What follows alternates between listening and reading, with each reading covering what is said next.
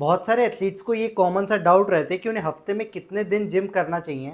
हमें हफ्ते में एक दिन जिम करना है या फिर 2 3 4 या फिर पूरे हफ्ते जिम करना है। तो ये बहुत ही कॉमन और छोटा सा डाउट है और आज के इस वीडियो में मैं आपके इस डाउट को क्लियर करने में थोड़ी मदद करूंगा। अब लेकिन ये जो वीडियो है ये हर एथलीट के लिए नहीं है, ये मेनली स्पीड, स्ट्रेंथ और पावर इवेंट्स के लिए है। अगर आप 100 मीटर, 200 मीटर या 400 मीटर करते हो या फिर long jump, triple jump, high jump या आप हर्डल्स भी करते हो तो फिर आपके लिए ये वीडियो हेल्पफुल रहेगी। अब लेकिन इसका जो आंसर है ये हर एथलीट के लिए अलग होगा।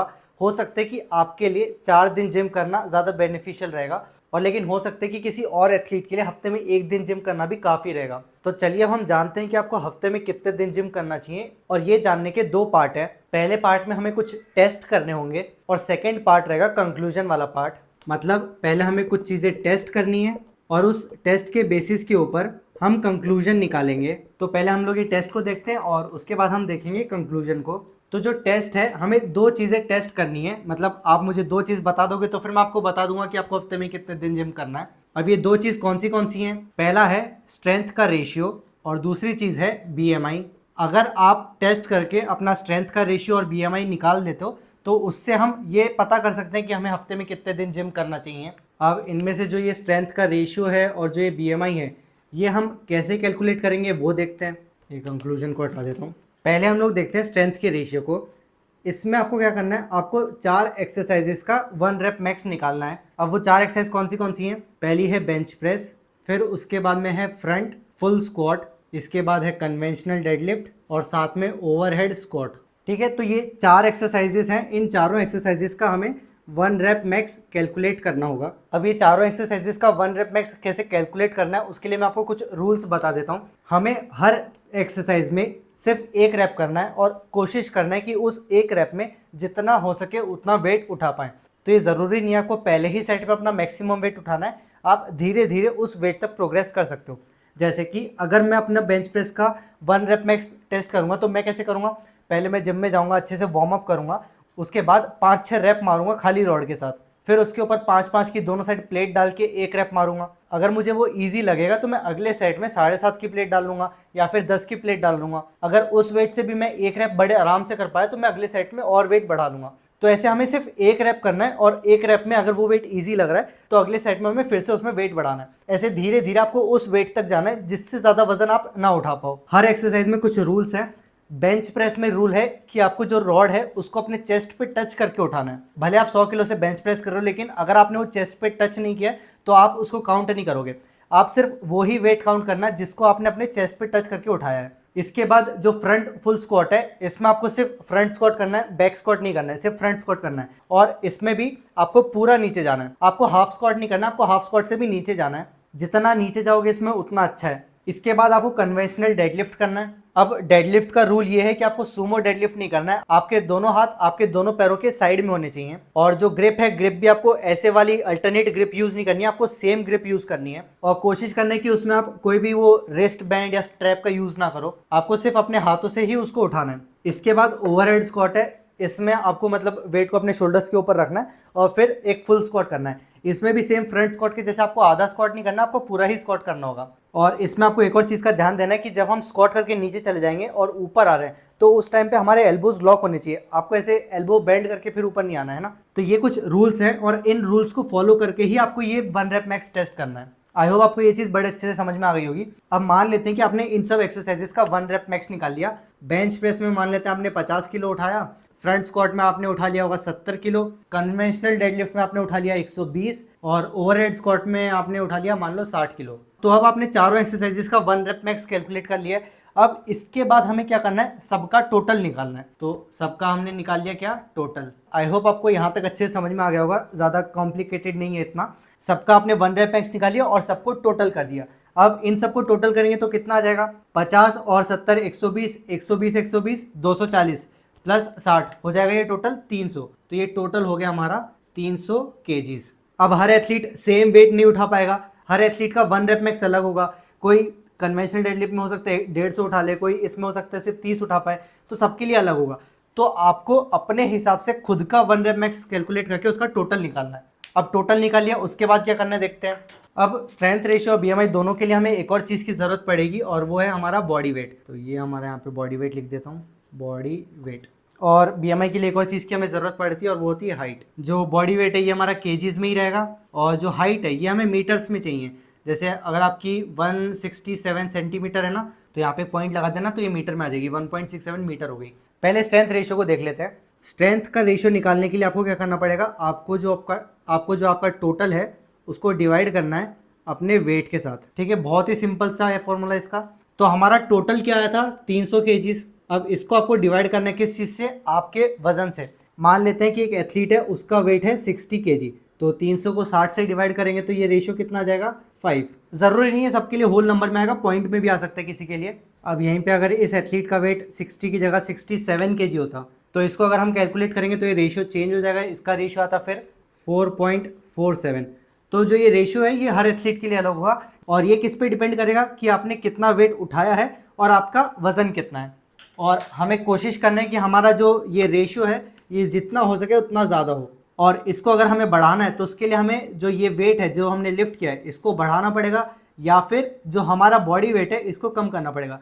दोनों में से कोई भी एक चीज़ कर लोगे तो फिर ये बढ़ जाएगा। जैसे कि 300 किलो एक एथलीट ने उठाया, अगर उसका वेट 67 केजी है तो उसका रेशियो हो जाएगा 4.47। लेकिन कुछ देर पहले हमने यहाँ पे 60 रखा था, तो अगर किसी एथलीट का वेट 60 है और वो 300 उठा रहे तो उसका रेशियो 5 हो जाएगा। तो इसका मतलब है कि अगर हमारा वेट कम रहेगा तो फिर हमारा रेशियो बढ़ जाएगा।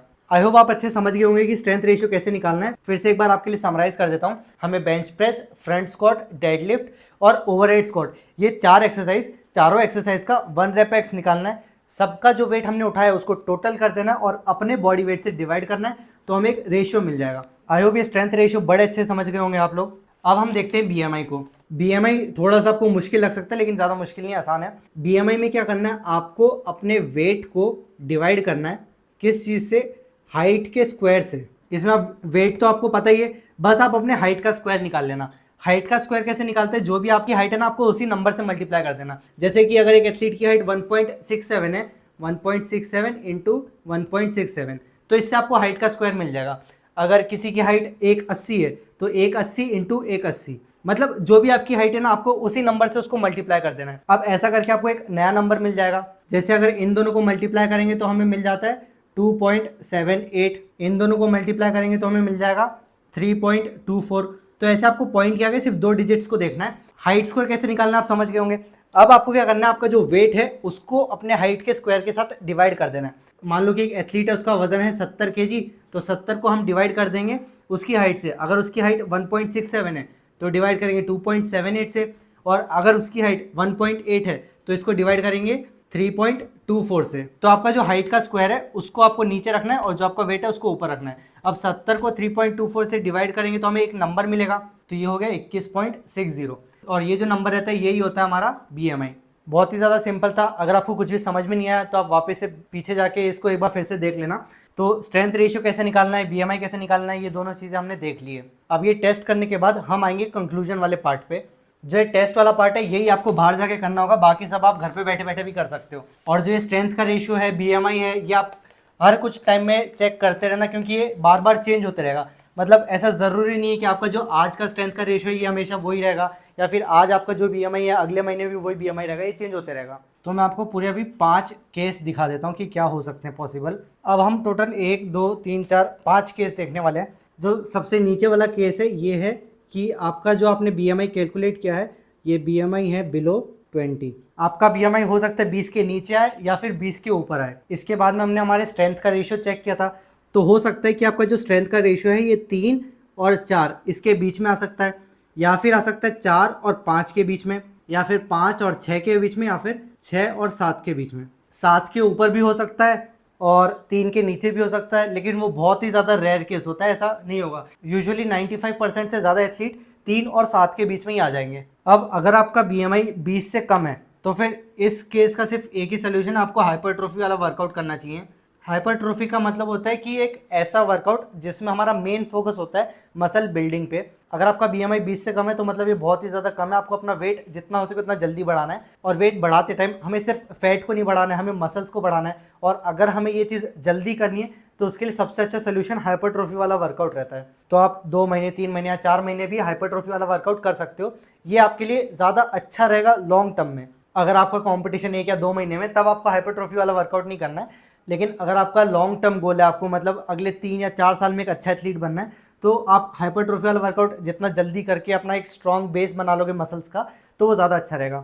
और हाइपरट्रोफी वाला जो वर्कआउट रहता है, इसमें यूजुअली हमें हफ्ते में 6 टाइम तो जिम जाना ही है, मतलब 6 टाइम आपको जिम करना है, तो ये डेली का एक सेशन हो ही गया जिम का।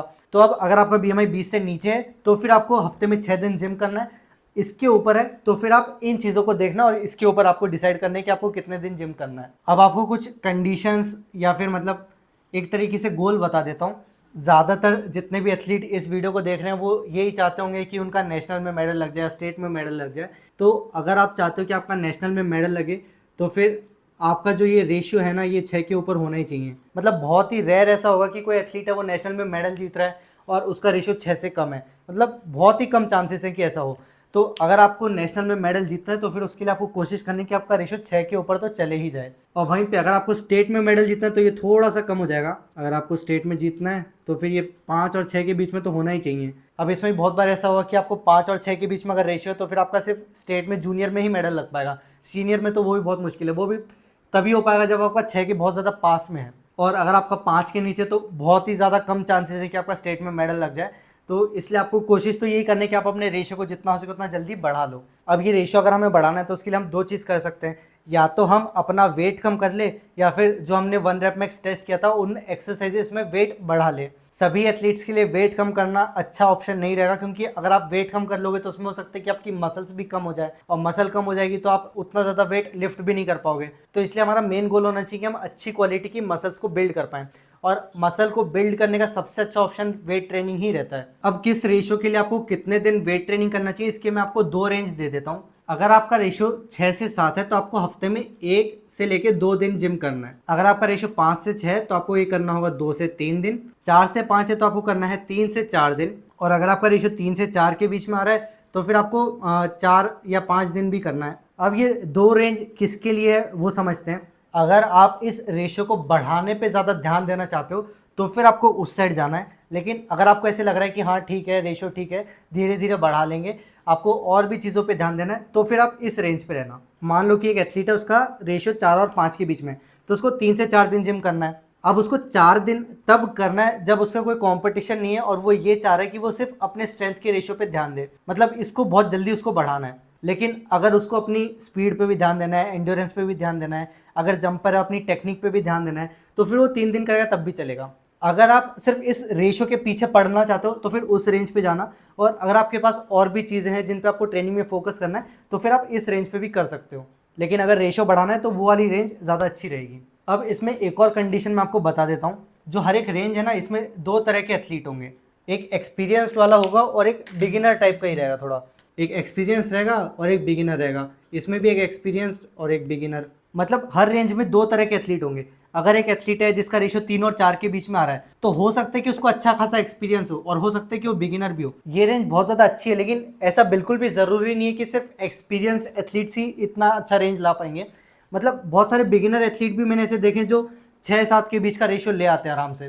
तो जो ये रेशियो है ये आपके ट्रेनिंग के एक्सपीरियंस पे डिपेंड नहीं करेगा, ये सिर्फ इस चीज़ पे डिपेंड करता है कि आप अपने वजन के मुकाबले कितना ज़्यादा फोर्स लगा पा रहे हो। और ये एक बहुत ही ज़्यादा इंपॉर्टेंट क्वालिटी होती है एक एथलीट के लिए। और इसमें आपको डीमोटिवेट नहीं होना है कि अगर आपका ये रेशियो इतना कम आ रहा है। हमारी एकेडमी में एक एथलीट आया और उसका रेशियो 3 और 4, मतलब 4 के नीचे ही था, 4 के आसपास ही होगा, ऐसे कोई नंबर था। लेकिन 2 या 3 महीने करके ही वो 6 के आसपास आने लग गया, क्योंकि जब वो स्टार्टिंग में आता तो उसको उतनी ज़्यादा टेक्निक अच्छे से मालूम नहीं थी कि वो वेट ट्रेनिंग की एक्सरसाइज कैसे करते हैं। तो हो सकता है कि आपको वो एक्सरसाइज अच्छे से करना नहीं आता है, इसलिए आप इस रेंज में आ रहे हो। लेकिन अगर आप उसको सीख जाओगे जल्दी तो फिर हो सकता है आप ऊपर आ जाओ। तो हमने हर रेशियो के लिए ये देख लिया था कि हमें कितने दिन जिम करना है। लेकिन अगर आप उस रेंज में हो और आप बिगिनर हो तो फिर आपको नीचे वाली रेंज पे जाना चाहिए। मतलब अगर आपका रेशियो 6 से 7 है तो आपको हफ्ते में 1-2 दिन जिम करना चाहिए। लेकिन अगर आप बिगिनर हो तो फिर आपको 1-2 दिन नहीं, 2-3 दिन जिम करना चाहिए। सेम ऐसे ही इस रेंज में होगा। अगर आप बिगिनर हो तो आपको ये करना चाहिए, इसमें भी अगर आप बिगिनर हो तो आपको ये, और इसमें भी बिगिनर हो तो फिर आपको ये करना चाहिए। मतलब अगर आपका रेशियो 3 और 4 के बीच में आ रहा है और आप एक बिगिनर एथलीट हो तो फिर आपको सीधे ये हाइपरट्रोफी वाला वर्कआउट करना चाहिए। अब वैसे तो मैंने सोचा था कि इसमें बस ये बताऊंगा कि कितने दिन जिम करना है, लेकिन ये भी बता देता हूँ कि आपको किस तरह की एक्सरसाइज करनी चाहिए। अगर आपका रेशियो 6 और 7 के बीच में आ रहा है और आप एक एक्सपीरियंस्ड एथलीट हो तो मेरे हिसाब से आपको सिंगल लेग या यूनिलैटरल वाली एक्सरसाइज ज़्यादा करनी चाहिए।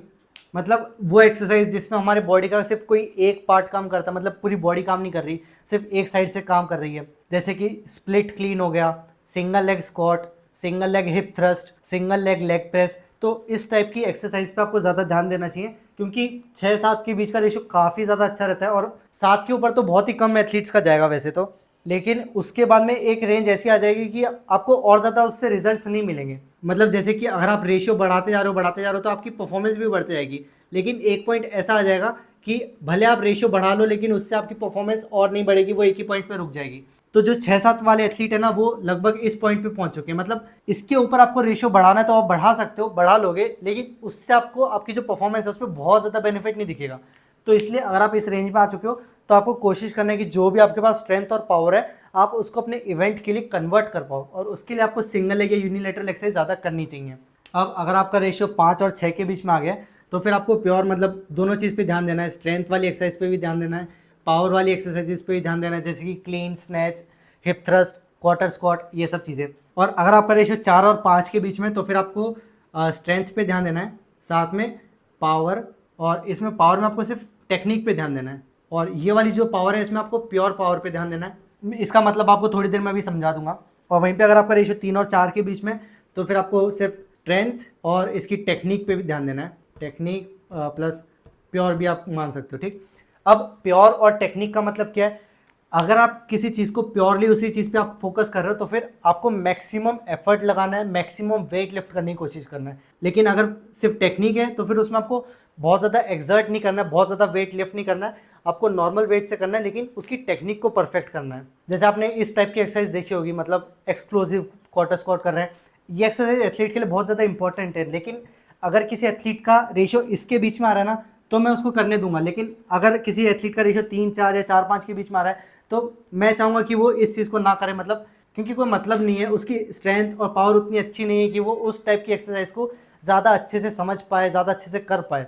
करने में तो कर लेगा, लेकिन जो माइंड मसल कनेक्शन रहता है या बॉडी में मैच्योरिटी रहती है वो नहीं आई होती है। और बहुत बार मैंने ये देखा है कि एथलीट्स का रेशियो कम रहता है लेकिन वो इतने ज़्यादा उतावले रहते हैं ऊपर की चीज़ें करने में कि वो इन बेसिक चीज़ों पे ध्यान नहीं देते, जिसकी वजह से उन्हें आगे चल के बहुत दिक्कत आती है। जैसे ये चीज़ आपने भी बहुत बार नोटिस की होगी कि कोई बच्चा रहता है, वो 13-14 साल का हो जाता है और उसको मतलब गाड़ी चलाने का शौक आता है, लेकिन उसको घर वाले मना करते हैं, और वो भी ये चीज़ सोच के ही मना करते हैं कि हाँ तुम लोग अभी इतने बड़े नहीं हुए हो कि तुम्हें गाड़ी दे दी जाए। लेकिन जो बच्चा है उसको तो लगता नहीं मैं तो बहुत बड़ा हो गया, मेरे को तो बहुत अच्छे से चलानी आती है। तो ये इसलिए होता है क्योंकि दोनों का जो मैच्योरिटी लेवल है ना वो एकदम अलग है। ऐसे जो एथलीट रहते हैं ना, जो बिगिनर एथलीट रहते हैं, वो बहुत ज़्यादा उतावले रहते हैं, उन्हें वो चीज़ें करनी जो एलीट लेवल एथलीट्स कर रहे हैं, लेकिन वो ये नहीं समझते कि वो इसलिए कर रहे हैं क्योंकि उन्हें पहले से ट्रेनिंग का बहुत ज़्यादा एक्सपीरियंस मिल चुका है। आई होप ये वीडियो में आपका जो बेसिक सा डाउट था वो आपको थोड़ा बहुत क्लियर हो गया होगा।